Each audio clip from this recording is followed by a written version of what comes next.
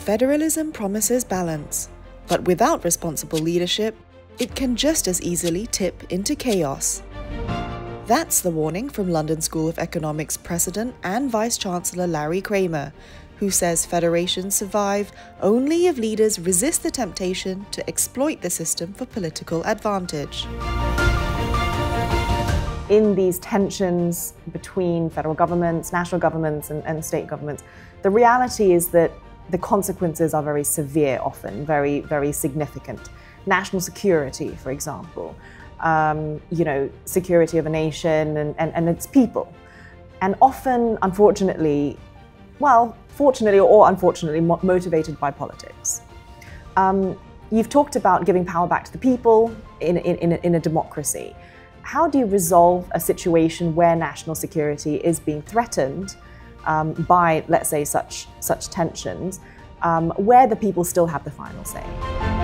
The first is that if it is a national security question, the question is, to what extent is it real and how severe is it? To what extent is it being used as a justification to extend power in other ways or over other subjects? And so it's appropriate that it's political because they are political questions.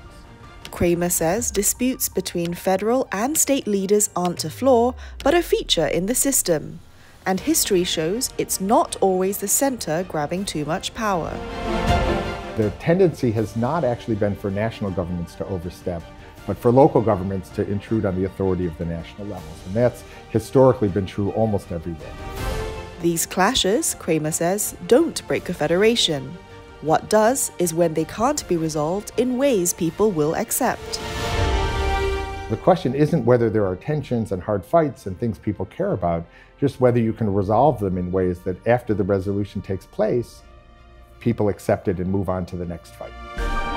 And that, he argued, comes down to leadership. Leaders who are knowledgeable, transparent, and open to change, not ones who bend laws or institutions to cling to power.